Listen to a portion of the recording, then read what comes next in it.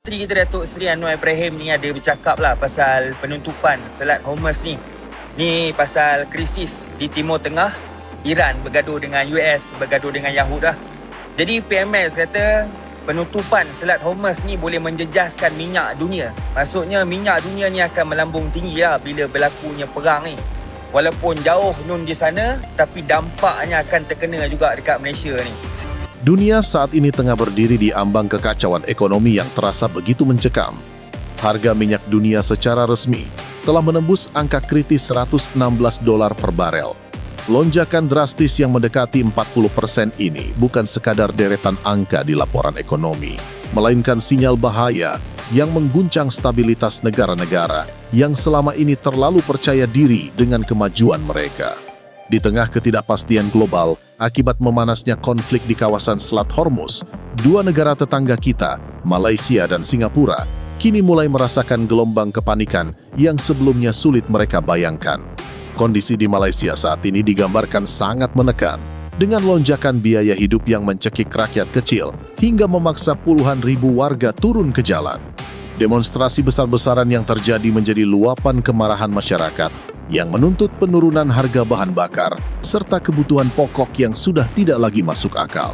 Seruan agar Perdana Menteri mundur dari jabatannya menjadi bukti nyata bahwa kepercayaan publik terhadap pemerintah telah jatuh ke titik terendah akibat kegagalan dalam mengelola kedaulatan energi nasional mereka. Sebanyak 20% minyak dunia dan juga 25% gas dunia ni dia keluar daripada laluan Selat Hormuz ni.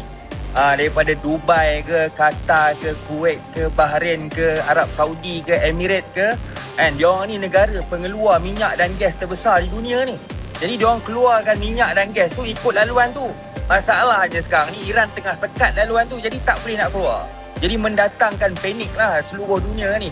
Negara-negara lain semua panik lah, dan auto minyak dan gas ni ataupun rantaian makanan nanti akan terjejas dan akan naik harga. Sebenarnya Selat Hormuz ni dia bukan tutup sepenuhnya. Dia tak tutup sepenuhnya. Tapi mana ada kapal nak lalu kawasan tu? Gila ke apa? Syarikat insurans pun tak berani tanggung risiko nak lalu kawasan tu. Kawasan perang. Dan Iran dah bedil lah berapa kapal dah sebelum ni. Tapi dia tak mengaku tu, tak tahan tu. Perdana Menteri kita ni dah bagi hint lah. Budi Madani yang kita dapat minyak subsidi RM1.99 tu hanya boleh bertahan 2 bulan lagi. Jadi di sinilah kita mengharapkan kebijaksanaan PMX lah. Kalau masih lagi maintain dengan harga macam tu, memang kerajaan yang akan tanggung kos berlipat kali ganda. Malaysia memiliki utang luar negeri yang sebagian besar berasal dari negara-negara seperti Jepang, China, Amerika Serikat, Jerman, dan Singapura. Berikut adalah ikhtisar singkat mengenai hubungan utang dengan beberapa negara tersebut. Pertama, Jepang. Malaysia memiliki utang signifikan kepada Jepang, terutama melalui program pinjaman pembangunan dan obligasi pemerintah. Total utang kepada Jepang diperkirakan mencapai 11,8 miliar dolar Amerika Serikat hingga 2024, menjadikan Jepang salah satu kreditur terbesar Malaysia. Kedua, China. Pinjaman dari China banyak digunakan untuk proyek infrastruktur besar seperti rel kereta api dan pelabuhan. Total utang kepada China adalah sekitar 6,9 miliar dolar Amerika Serikat, sebagian besar terkait dengan inisiatif sabuk dan jalan. Ketiga, Amerika Serikat.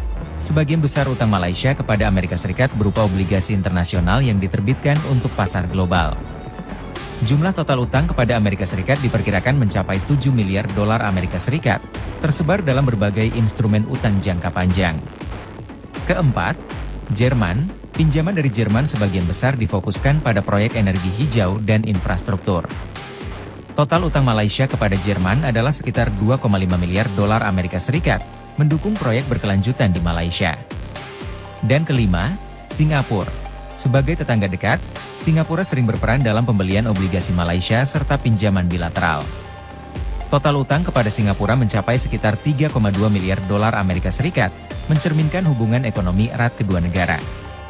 Secara keseluruhan, utang luar negeri Malaysia berjumlah 1.227,5 miliar ringgit Malaysia hingga pertengahan 2024, dengan 97,6% dalam denominasi ringgit untuk meminimalkan risiko falas.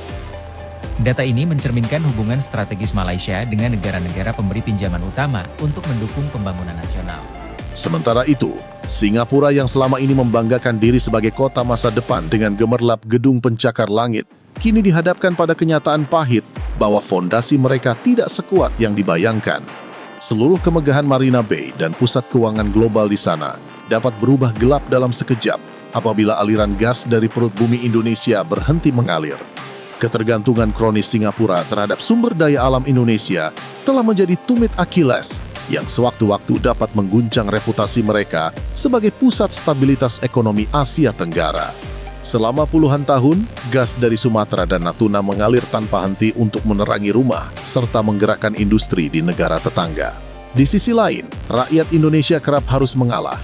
Paradoks ini terasa menyakitkan karena ketika pipa-pipa bawah laut memastikan listrik di Singapura menyala tanpa hambatan, masih banyak wilayah di Indonesia yang harus menghadapi pemadaman bergilir.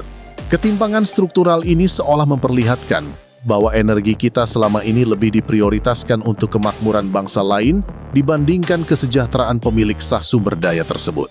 Gitu doang. Sekarang kena tarif. Siap-siap lu tambah miskin. Percaya nggak lu? Dan teman-teman pasti udah merasakan. Perekonomian di Singapura bukannya tambah maju tapi tambah nyungsep. Jujur deh, lu merasakan itu nggak? Dan makanya teman-teman gak usah heran, dari kemarin gue juga udah bahas bahwa pengusaha UMKM di sana, mulai dari pengusaha laundry, pengusaha UMKM, pengusaha restoran, dan lain sebagainya lah. Ya bukannya tambah menjamur, tapi justru malah semakin sedikit. Karena apa? Udah biaya tinggi di situ, sewanya mahal, gaji karyawan mahal, nggak kompetitif, energi mahal, listrik, air harus impor juga mahal. Dan dari sini teman-teman, artinya Indonesia harus senang-senang dong, harus berbangga diri. Enggak, lu harus hati-hati. Dalam konteks hubungan geopolitik, ini juga adalah indikasi bahwa Indonesia harus siap-siap menerima serangan dari negara asing. Karena ketika ada negara yang terancam, dia harus cari pengalian isu, dia harus cari kambing hitam. Dia perlu buat kerusuhan. Kalau nggak bisa bikin kerusuhan di negara sendiri, bikin kerusuhan di negara lain. So teman-teman bakal menyaksikan bahwa Indonesia bakal segera menerima serangan-serangan dari negara tetangganya sendiri. Ini adalah indikasinya. Nggak ada negara yang rela negaranya itu dirugikan ratusan triliun. Tetangganya Indonesia malah cuan guys. Cuannya menurut perhitungan BNI sudah sampai 800 triliun. Coba perhatikan fenomena aneh ini.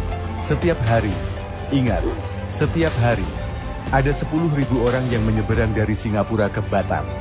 Jadwal ferinya gila-gilaan.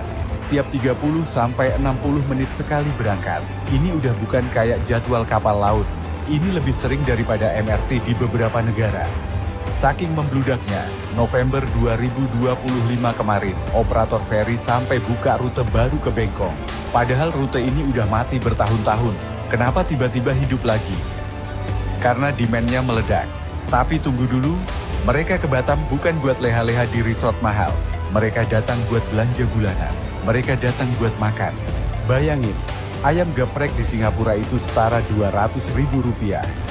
Di Batam, cuma Rp30.000. Seafood, di sana Rp800.000, di sini cuma Rp200.000.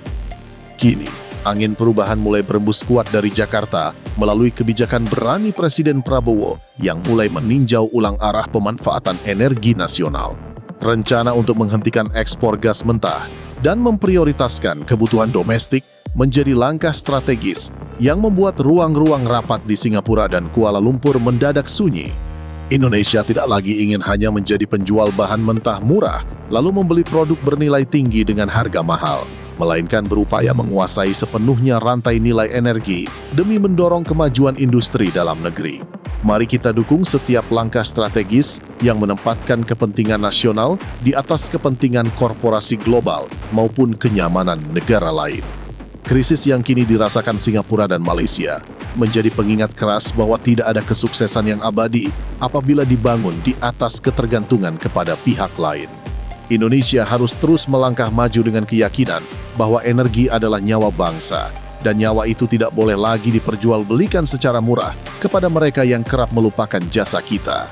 Terima kasih sudah menonton, jangan lupa like, komen, dan subscribe agar channel ini terus berkembang dan menghadirkan informasi terbaru seputar geopolitik setiap harinya.